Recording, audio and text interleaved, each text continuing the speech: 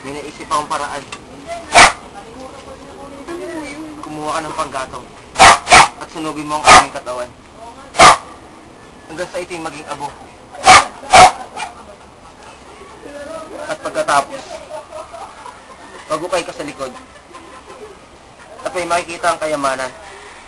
Magsimula ka ng bagong buhay. Naintindihan mo ba? Mamamatay ako nang hindi ko nasisilayan ng araw sa aking bayan.